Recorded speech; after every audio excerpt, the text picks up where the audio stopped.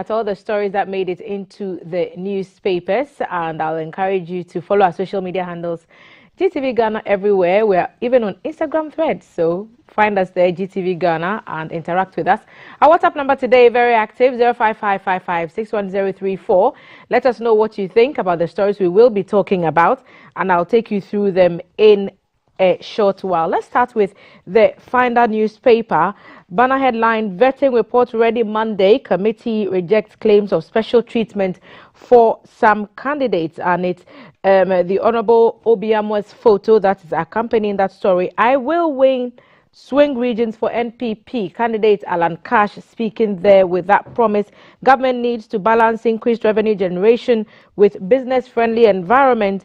Investors are speaking in the Finder newspaper. A 12-year-old needs $10,000 for a hole in heart surgery. We encourage you to support this worthy cause to save her life. Other stories: the Ghanaian Times newspaper, Ghana's prisons congested, holds 4,972 more prisoners nationwide. Problematic there. ARCC to sanction assemblies, others for missing general counterfeit receipts. And a lot is happening on the public accounts front. You should find time to listen. Prosecution of NDC MPs, minority boycott parliament to support members in court. Yesterday we heard arguments for lawyers of the Asin North MP and the minority leader in parliament and others. Collins Dowda also there. Evangelist prophetess jailed 11 years for stealing 265,000 Ghana cedis. So an evangelist is stealing money. I wonder what she's evangelizing about. Clearly, some misplaced priorities there. Daily Graphic Constituency Watch focusing on Tyne constituency, tourism mine in waiting, and there is a community that is crying that they've sold their destinies. Also on the front page of the Daily Graphic, Berinia Say is complaining there. 6 more jailed for secession case, 26 years. The Western Togoland group continue to go through prosecution and sentencing at the courts. Minority boycott parliament to support colleagues in court. Also in the newspaper. Graphic UMB deepen partnership. All those stories in the Daily Graphic. The Informer, First Sky to the rescue. Again funds 2 kidney transplant operations at Kolebu. Sustain efforts to kill gay activities. Dan Botre urging stakeholders continuing that LGBTQ plus debate. Report to police if you feel threatened, Martin Amidu told. We are sorry. Ex-busy internet employee apologizes to former education minister Dr. Matthew Poku Prempe. And IGP appraises quality of service to the public. Yesterday we saw Dr. Ekufu Dampare around town visiting police stations, speaking to members of the public about their experiences from police stations across the city. And we'll get into the details of some of these stories. At the table this morning, the ladies have joined me. Shamima Muslim is a development communication and gender as well as inclusion specialist, also convener of AWMA Alma, and she has joined me at the table. Shams, welcome back. Thank you. It's been a bit. It's been a bit. 2 days. Where have you been? Well, I went to Wall. There were conflicting schedules and quite a heavy pack for me this past month. But I'm here. Yes. And I'm happy to be back. And good Glad morning to everybody. Now, Achayeni Opey, communication expert, is also back at the table. Hello, PPAG rep. Yes. Your people were here. I have to promote her back. Yes. And I mean, great work, excellent work, PPAG. And I said that while Shams was absent, I held the fort. You did. Here, so she should so beautifully. I have a solicitor. Please, I'll be expecting Solicitor General. Yes, whatever. Only problem. To the mini problem. No, at all. All right. Only problem. Shout out to a certain group of people in the country because. Let me say happy birthday to my darling, my firstborn, my PSC. 10 years. I am 10 years a mom. Congratulations. Not been an easy journey, but worth every single moment of it. So my boy Uthman turned 10, and we're all very grateful to Almighty God. He's a brilliant boy. He's multi-talented, and I'm grateful to Allah for his various talents. And I pray on him that he would live and grow old and healthy and impactful. and society will be better for itself as a result of his He contribution. better, because the women in the house are shining. And my third born was 7 the same day. They all share the same day. Calculated. So Hey. well, it Calculated was birth. such a coincidence. So God's Samir calculation. also turned 7. So Uthman and Samir, I love you abundantly. As huge as the whole world, I'm proud of all of your achievement. You've made me a better person, and I will not have it any other way. Yes, mommy loves you too much. Please be good and be great. Oh, listen, You have listen. goosebumps already. We should all wish our children a happy birthday. But in the spirit of birthdays, happy birthday to you, Lloyd Saki at Achimota Senior High School. You're my brother. I love you. Today's your birthday, 7-7. So we have to add Oh, the yeah, 7 to the 7. 7, Seven's so a that perfect we get, you know where we do it. Thank you. Congratulations to you today. Ladies, it's a lot of politics in the news today, but I will pick your thoughts of the day and then we'll get into the details of the stories. Who wants to go first? Shams is coming back, so let's give her one. Over to No you, problem. Right. Thank you, and good morning, everyone, and especially to the young people of Ghana. I think today I just want to reflect on the state of mental health and the various challenges that young people are going through. I think this week we all heard about the attempted suicide, which was followed by friends of a student, a second-year medical student at KNUST. And watching those videos was, quite harrowing for me as a parent. And you always wonder, and, the parents always would wonder, what conversations about mental health, and to increase more awareness and education about depression and its various forms and triggers, because it always starts at the mind level. And you would know that there's this common saying that as we think, so we are. As we continue to think, so we remain.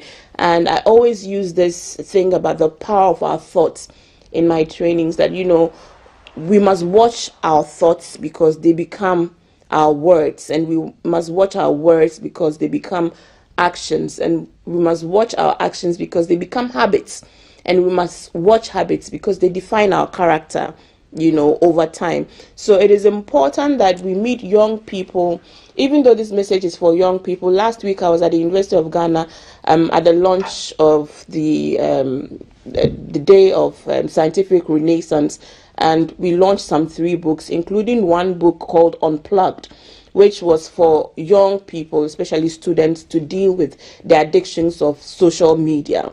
I mean, our parents had their own forms of challenges, but we know now more than ever that the young person is inundated with so much, and social media is creating all kinds of unreal expectations on these young people. And so if you see the glam and glamour on social media, you begin to think that your life is useless because you're not achieving so much. So we need to let young people know that a lot of things are make-believe and not real, and that a lot of people are experiencing similar things to themselves. So you don't think you're the only person having these thoughts, having these depressive ideas, thinking that you're not achieving your aim, feeling so pressurized. And now, because of the other social vices and peer pressures of drug use and gambling, I hear, which is also becoming a conquer amongst the youth and even student population, the situation is getting out of hand. Yesterday, I visited a rehabilitation center for not only young people.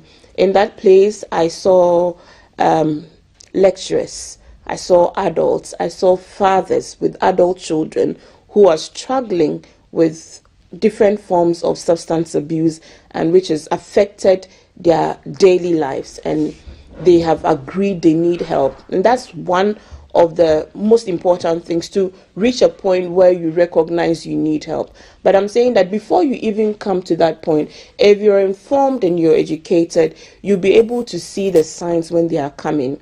And once the society is also normalizing these conversations, it means we are empowering young people with platforms for them to seek help. So we need to see more toll-free numbers where people can call and seek help.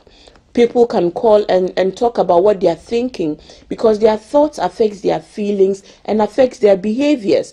And so if you begin to see and observe that you're beginning to withdraw from your friends and from social programs, you're no longer finding satisfaction in things that you used to enjoy, you find that you are sleeping less or sleeping more, and all these kinds of behaviors or symptoms can be triggered by either a loss of a loved one, economic and financial difficulties, which some of the students explain that right now parents are so inundated, and we all know the economic situation. So sometimes when they send you off to the university like that, it's like you're on your own.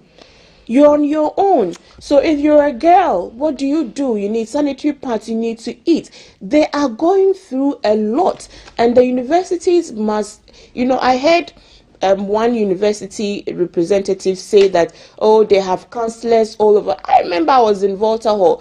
You don't even know where your counselors are. These are difficult times. We must make information available. Students must know on every floor, every hall, there must be somebody who a child or a student can readily reach. And we must make those things accessible, and we must remove stigma from seeking help. So please, young person, if you're feeling any of these things, you're sad most of the time. We all get sad every now and then, even as adults. And I just need you to know that even as adults are struggling. You must see that your parents are struggling sometimes. Your mothers, your fathers, we're all struggling in one way or the other. It is very difficult times, but suicide is never an option. So please, once you begin to observe that you're pulling out of society, you're so sad most of the time, you're self-critical, you think you're a burden. Please, you're not a burden. You're a gift to the world, and we love you, and we know that you're going to come out of your challenges. But we're also letting you know that you must take some personal responsibility for your health, and that includes being conscious about the friends you keep, the company you keep, and how you open yourself to vices, because vices, once you allow for them to take hold of your life, it's like a vice. You're clamped, and it becomes difficult. So please, let us watch the destructive habits of drug and substance abuse use. Let us look at alcohol abuse. Let us also now look at new emerging vices like social media, as well as the gambling issue. It is taking a toll on your lives, and some of you are beginning to decide to even unalive yourselves. Please, that is not an option. Suicide is not an option. Seek help. And the Ghana Mental Authority, please make information available. The media, please know that this is a very serious thing, because it's a silent killer. People are not talking about it, yet we all know we are going through all kinds of different kinds of patches. Let us include in our programs public education on mental health.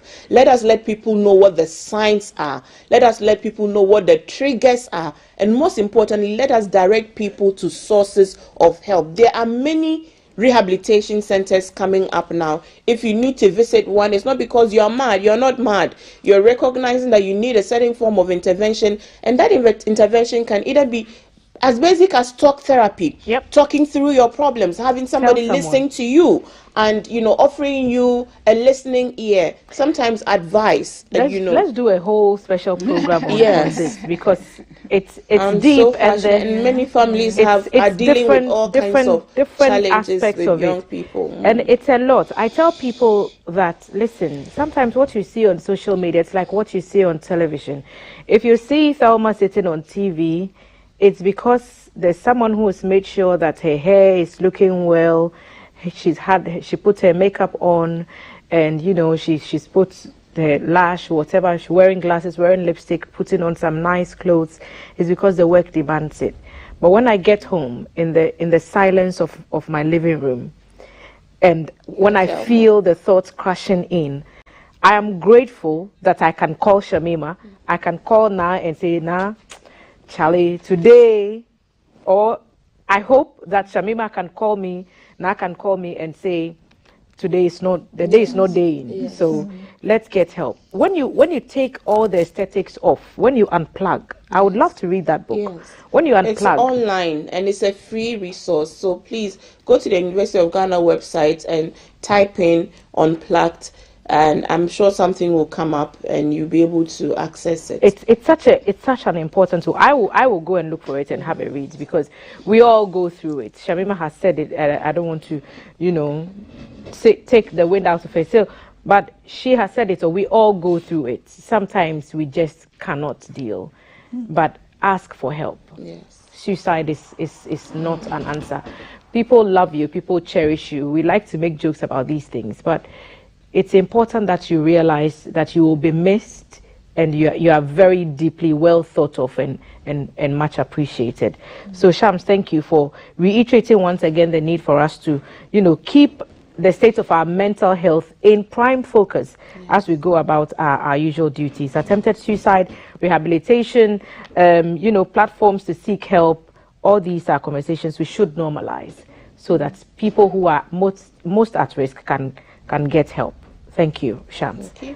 Now, Hi, Lady T. And so when Shams mentioned counselor, one name came to mind, and so I would like to say a very good morning to Dr. Mrs. Najama Ford, resident counselor with the University of Cape Coast, ever present for me. For the entire 4 years, each day of my life on UCC campus. So good morning, Mom, and sending you flowers on GTV. And so let me also add, not to differ so much from Shams. Tuesday, 11th July is World Population Day.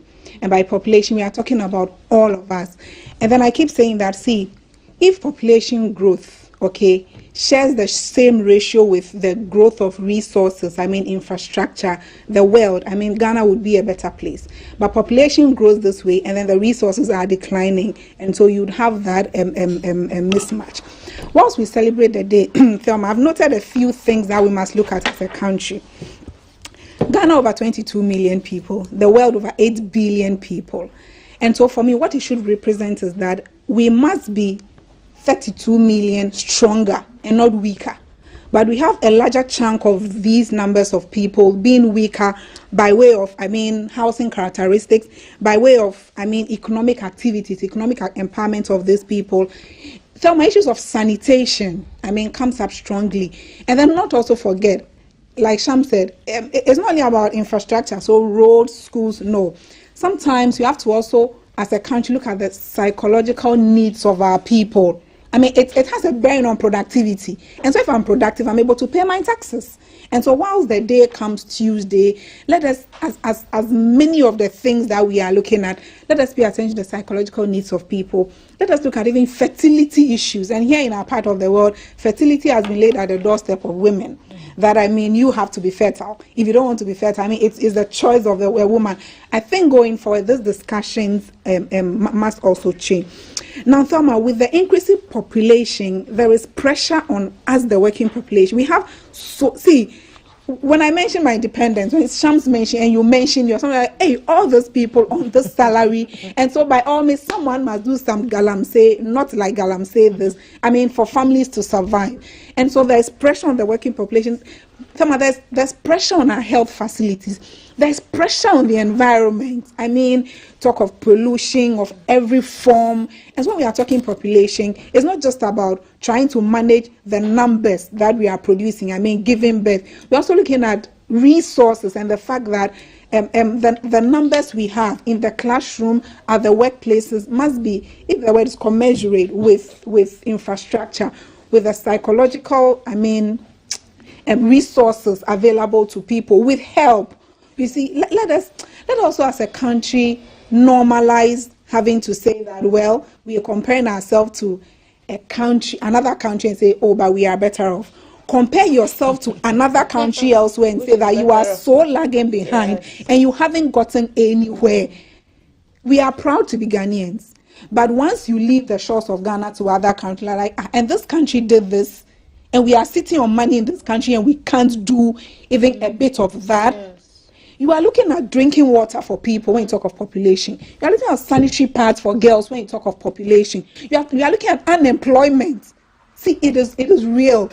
Sometimes So the other friend was saying that I'm underemployed. So she's working, but because what she's earning is not enough, she says, I'm still underemployed. Yes. So some are unemployed, some are underemployed, yes. And some people for that is the thing. Some are unemployable. So let's give people employable skills.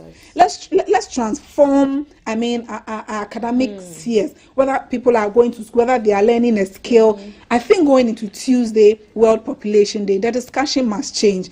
It must be Ghanaian focused, like individuals. So let us look at now. Let us look at every data on people to say that, okay, this is where people are. These are their needs, and this is the plan to actually make sure that we are providing these needs. See, Ghana is on our neck, and so as individuals, the better our necks are.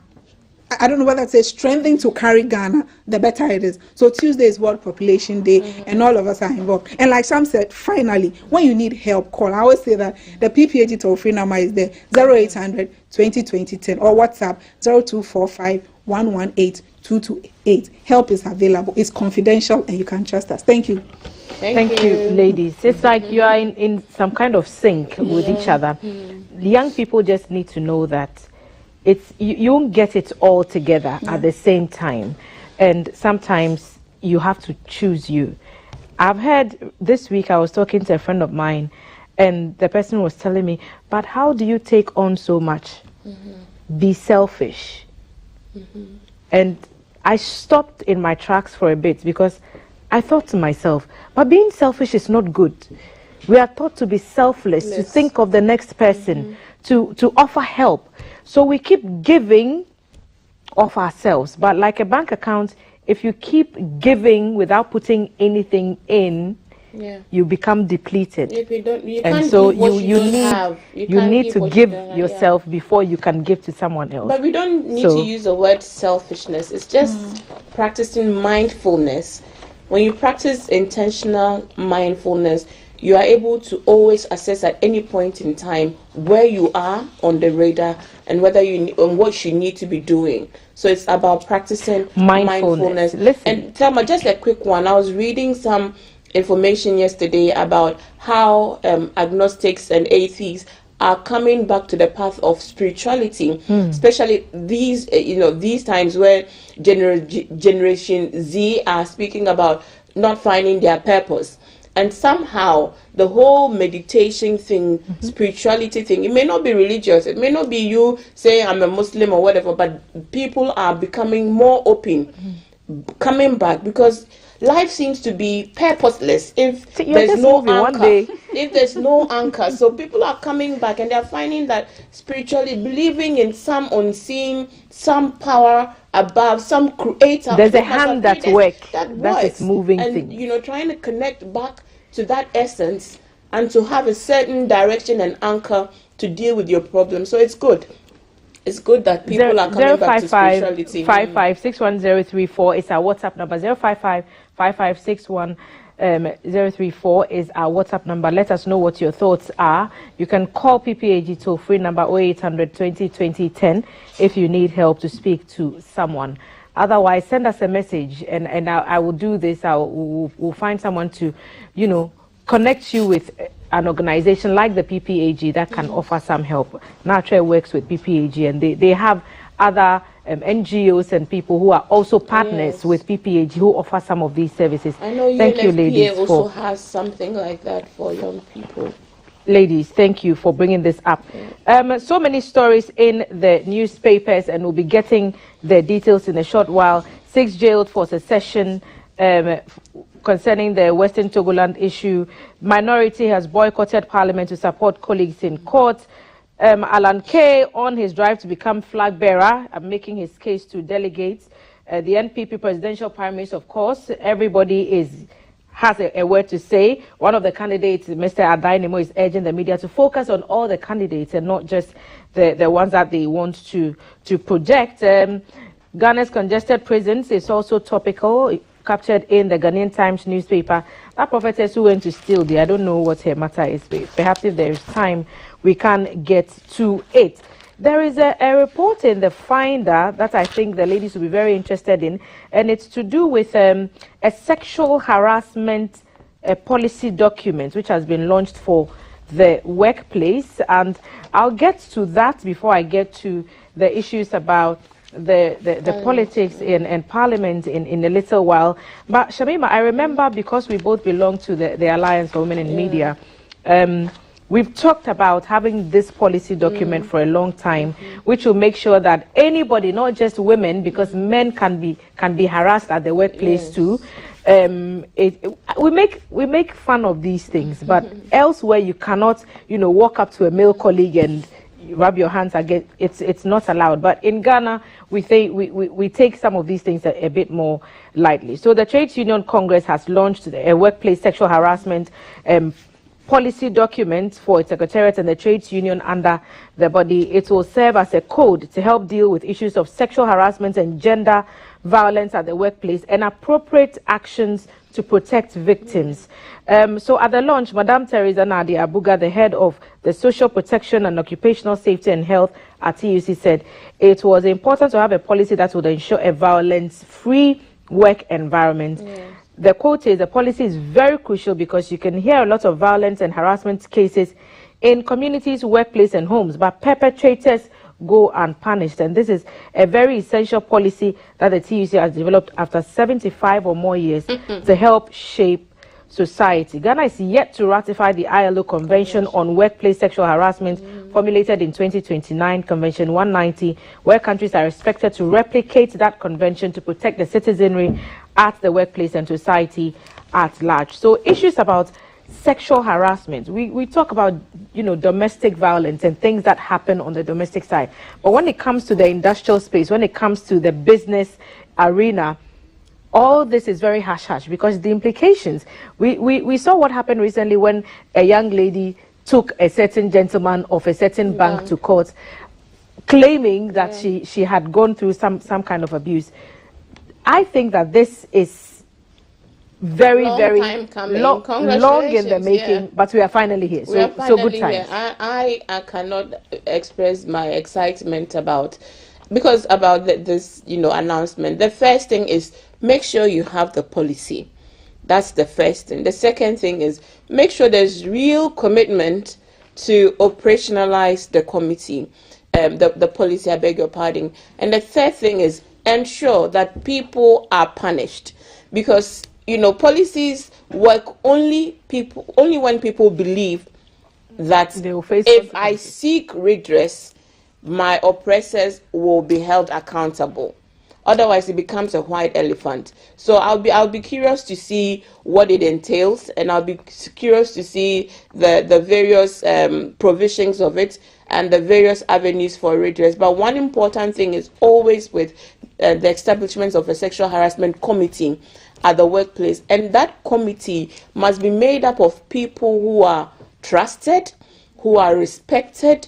It cannot be made up of people who people know them to be harassers. do you understand it? And then when you're working in an environment where all these things, we always know the chronic harassers in our workplace. Yes, we know them because we live with them, and sometimes it's all the way to the top. So you need a strong committee which is willing and able to take on all issues that are reported to it. This is a serious HR issue. Yes, even if it involves the boss. And for most private organizations, it's a more difficult thing to achieve. Remember, a public institution, we are all employed by the government or by the state. But for private organizations, especially small organizations where the boss is the be-it-all and everything, and he's the one who has employed the HR, you find that HRs are weak, they are not strong, and they are unwilling, unable, fearful to take people. It's a power thing, to hold, persons in power to account. So for TUC to do this, it elevates the conversation and it brings workplace safety issues back to the fore of public discourse. I am so glad. I need them to be able to now publicize various provisions, put them on social media, create more awareness, increase the knowledge about what the policy is about. Let the people know. Another very important thing they must do is to hold training sessions for staff. So it's not okay and enough to just say, okay, we have launched a policy. What is in the policy? Because remember, these are habits and behaviors. They don't get corrected by the mere existence of a policy.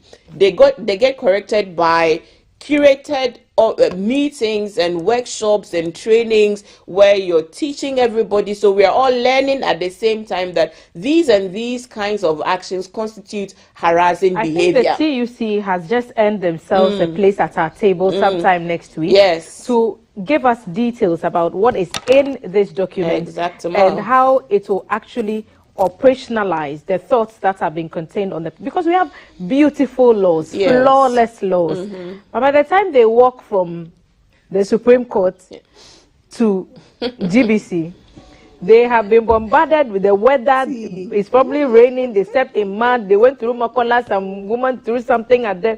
They look disfigured. We can't even recognize them. So TUC just sent themselves a place at our table. Let's unpack this sexual harassment policy. See what is in there. Now, what so I just asked myself, so is there any organization that doesn't have a sexual harassment policy? Plenty.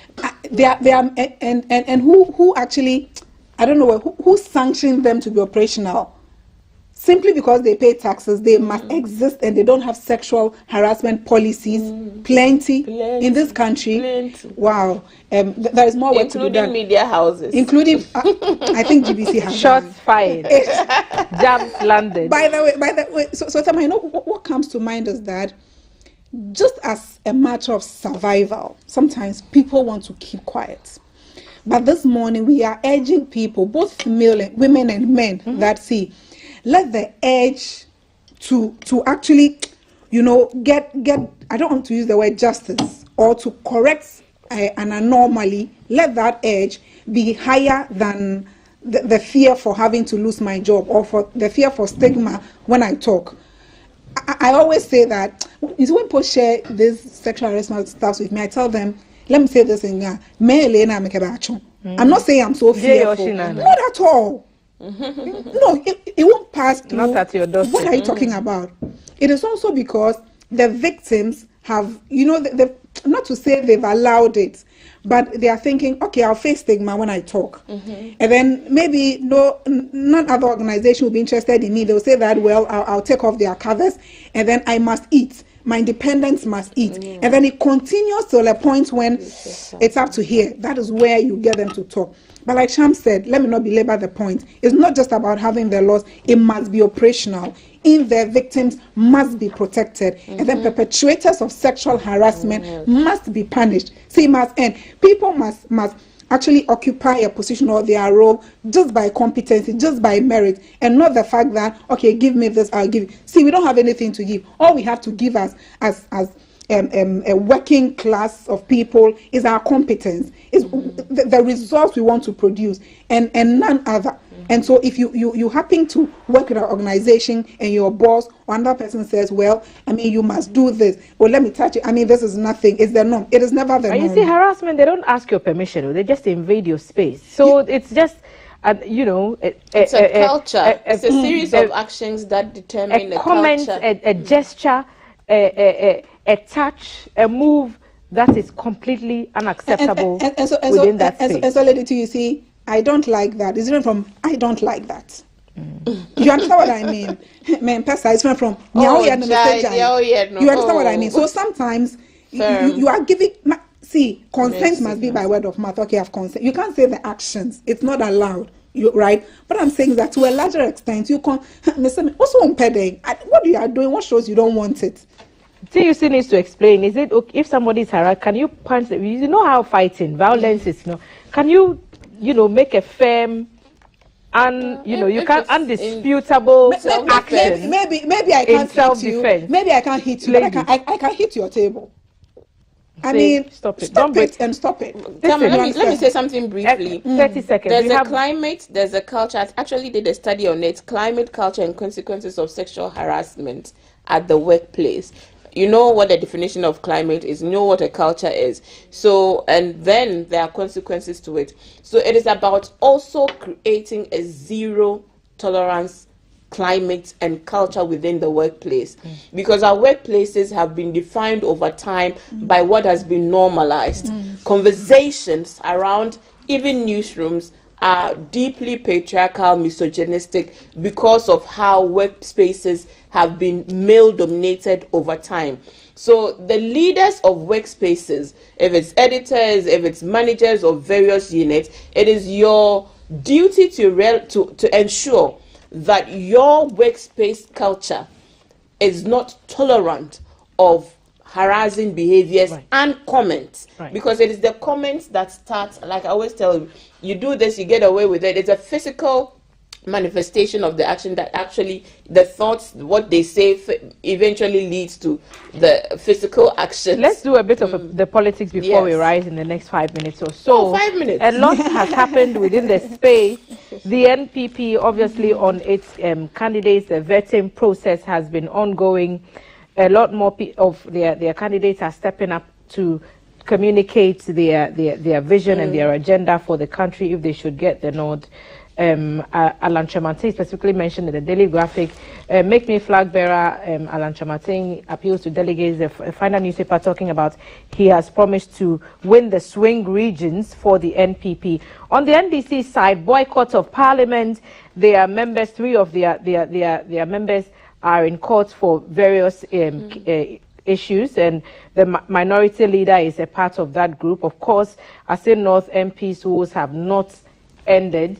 What's our take on all these things in the political space? The courts are hot, parliament is hot, and the country is moving on. Well, you want to go? I can. Well, maybe I'll start. So, you see, I think that boycotts have become a political tool, you know, to actually press home a demand, to register a displeasure. And I'm not sure people are really surprised at this boycott. You know, it is also because maybe the NDC feels that their people are being hunted by government. But government has come out to say that, well, we don't have a hand in this. And then the NDC maintains that, well, you have a hand in this. And so in an attempt to actually get government, I mean, in the mind of the NDC, that you are persecuting our people, to backtrack on this persecution, they are saying that, well, so let go of them. I mean, come to a compromise, let go of them, and then we'll support, I beg your pardon, business in parliament. Let's not lose sight of the fact that critical bills in parliament would be affected. I mean, even those that the NDC themselves have interest, or for example, you've invited a minister to come and answer a question, and the day that minister is scheduled to come and answer the question, you understand. I think two of them also. Now, you see, let us also see that. For me, I think it's just a tit for tat.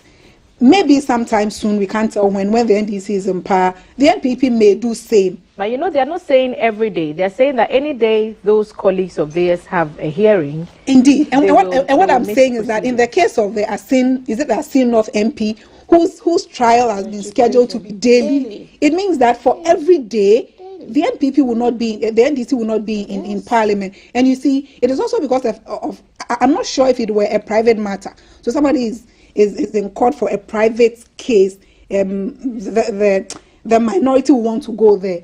I think in their mind they are saying that, well, so this hazards these people are going through, this fallout, is as a result of having to serve in the interest of the NDC, and so we are standing with them in solidarity. But to end quickly, see, I think the majority and the minority must seek the interest of Ghanaians above partisan interest. Would your boycotting of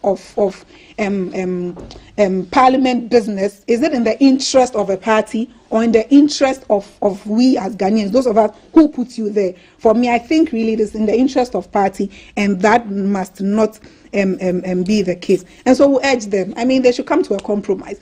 If whether nolli prosequa or whatever can be filed to discontinue the cases. I mean, just on the Attorney General has that discretion, nobody to force him. So if he feels that, well, I'm convinced I want to stop this prosecution, not to give reasons to anybody, so that business in Parliament will continue. I think we should wait. Which is which? Do I need to continue to, stay in court with them, or they need to go back to Parliament to actually do business of the House? Right. So the Assin North MP is on trial for alleged perjury and forgery, and his trial will be heard on a daily basis as things stand now. In the case of the minority leader, the High Court has summoned 3 witnesses to the trial in which Dr. Forson, a former Deputy Minister of Finance, and 2 others have been accused of causing financial loss of 2.37 million euros to the state in a deal to purchase 200 ambulances. In Mr. Dauda's case, Collins Dauda, former Works and Housing Minister, and 4 others, they are facing trial on 70 counts of causing financial loss to the state in relation to the Saglemi affordable housing project. So those are the cases that are in court now. Shams, I'll take your thoughts on All this. Right. Political parties are a strong pillar of our democracy. So we can't do without political parties. They are an important, intricate part of our democratic process, and so their health must be a matter of importance to all of us. For me, a number of things arise from this conversation. We have a parliament that is almost 50-50 on both sides, first ever in our history. That must stand. It must stand for something. That we have a parliament which is split down the middle. Literally 50% plus 1. Yes. Must count for something. And the popular adage that to whom much is given, much is expected. The fact of the matter is that it's the NPP that is in power. It is the NPP that is managing state affairs and managing the country. So the NPP at all times, the NPP government at all times must be seen to be extending an olive branch. You see, our collective intelligence must even not... if a crime has been committed? Well, let me make the point, then you understand. Okay. The aesthetics matter, the optics of everything always gives you out. And we know how, and they know themselves, the politicians know how they use power, and sometimes how that power can be abused, or the expression of that discretion can be tailored towards a certain outcome. If the intent in the Jachi Kwesin matter was to get the matter determined quickly before the primaries have been done. There are cases that have been in the court system for over decades. Are they not important? What is the urgency around the issue of the Assin North MP? What is the agency? How do you want us? Our collective intelligence must not be insulted. So it is obvious what the motive and the intent of this particular case is, because I don't understand why. This is an adult man. He's just been sworn in. He has duties to perform. What is the agency about forgeries? It's not murder. People have murdered people and the matter has not been resolved. MPs have been murdered in this country. And the matters have not been resolved. Forgery over a matter involving citizenship, which has been effectively dealt with, because the person is no longer a dual citizen. The person has gone and won an election on the same constituency. What is the urgency, I ask? So if there's action and there's reaction. If your action betrays a certain motive and stance, the people who are receiving that action would also take. So right now, it's not cool heads that are prevailing. You're trying to force my hand, and I would accept the hand that you deal. What you deal with me is what I work with. And that's what the NDC is saying. So unfortunately, even though I would also have thought that the people of Ghana, or the constituencies that our MPs represent, they need representation in Parliament. If government side is showing that they don't care about your representation, what do you do? That is what the NDC is asking itself at present. What do you do? Why the daily? Even me as a laywoman, I don't understand it. I don't understand the urgency that is required for a charge of forgery to merit a daily court appearances. So the man shouldn't have anything else to do with his life. He's not a family man. He doesn't have business interests. He doesn't have meetings to attend. His life should be revolved around attending courts on a daily basis over a matter that seems to be moot. To me. Messages on our screen 05555610034. Musa Abatwa says, minority have really showed how patriotic they are by leaving government business in parliament to support a Ghanaian who is being persecuted. Aisha Huan is working freely for destroying our water bodies, but Jachi Kwesen is being prosecuted by denouncing his Canadian citizenship in order to help the people of Asing North. A lot of the messages are on our screen, and I'll go through a few of them. Shamima Alaji Dauda is wishing your boy a happy birthday. Someone wants your contact. I think it's the PPAG contact. Now get your number across to this viewer. You can always reach PPAG. Their toll-free number is 0800 20 20 10. If you need to speak to someone, memorize this. I think it's a number we all should have on our phones, so that if you ever feel the need, just dial it. It's easy enough to remember. Good morning, Breakfast Show. Yes, that's what we get after voting and getting them where they are. They totally forget about you and start doing whatever they like. I've always maintained that these two parties do not have our interest at heart. Adjoa Stallone is speaking. I only see sabotage on the part of the MPP. They should just allow the first gentleman of Asing North to perform his mandate. Thank you for sending these thoughts through to us. Ladies, let's wrap it all up. Many stories. Of course, the NPP have their own stuff going on. Right. Their own primaries coming up. They have to scale down from these 10 candidates to 5 and take them to the delegates conference. In the midst of all that, on the broader scale or looking through wider lenses, Ghana's prisons are congested. We've known that for years. We're told there are nearly 5,000 more people in prison than our prisons can contain.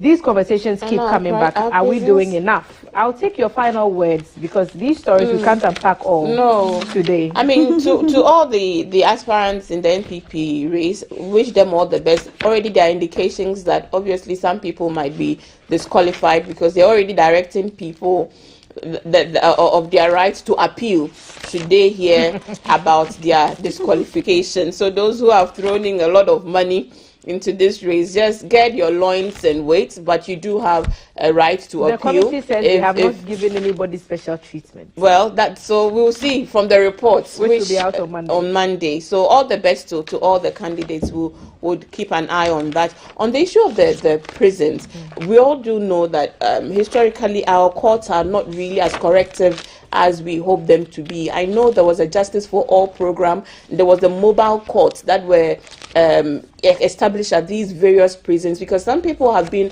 on remand for years, you know, over petty and offenses, and that's miscarriage of justice. I think that these are some of the things we want the judicial service and the justice system to be addressing, you know, the injustice that is meted out to, you know, citizens who are sitting on remand, who should be in prison remand, who is, what do you call it, police remand, who are in custody in prisons, almost, you know, going through terms that they may not have if the justice system had taken its full course, and maybe somebody would have finished their sentences, but here they are. Good call. You know, so it's really unfair that we're doing that, and we should have other correctional institutions. We should have you know, judgments that would allow people to do community service. So please, non-custodial sentences. I was just about saying that, so let me not belabor the point. I mean, we wish the NPP candidate well. I always say that you position yourself, or you learn to, you put yourself out there in a manner that when we entrust the country into your hands, you are able to lead it and lead it well. So we expect the best best attitude, good attitude. There should be good boys. I didn't see any female in there, so there should be good boys in the run-up to their primaries. And then let me finally see, Thelma, this is a greeting from somebody. Her name is Marie-Louise Kokui Tamaklo. Says she loves you too so much, and she's become an ardent viewer of the show. She works with the Mana Mission Hospital. Yes, and so Marie-Louise, I've sent your compliments to Thelma. And so, I mean, every Friday, if she'll miss at all, not on a Friday. And so, a good morning to her. Good morning. Thank you, Na, and thank you, Shamima, as well, for always sitting with us, bringing all these insights. And for all the people who meet us on the streets, and this is for all of us, who meet us at functions and they just walk up to us and say, Thelma, I watch you, and Shamima, I saw you, and Shamima, I saw you, and Akosa, I saw you, and now Kafu is doing well, Valerie. They call us by name. It is humbling. We don't take this for granted. We do this because of you. It's not easy. What you see on air may look, you know, the way it looks, but there's a lot of work that goes on behind the scenes, and there are many hands that hold us up. And that's why we encourage you to also hold each other's hands, hold other people's hands, so that you do not do this thing called life by yourself. And it's a good note to end this on. Shamima Muslim, Development Communication, Gender and Inclusion Specialist. She's also a convener at the Alliance for Women in Media Africa, and Natra Nyokpe, communication expert, also with the PPAG. Ladies, have a flawless weekend. Thank you. Very soon. And thank you for joining our chat as well. You may have been watching us on our streams, GTV Ghana. We are on Instagram Threads. Everywhere there's social media, GTV Ghana, the admin will be there. Breakfast continues after the break.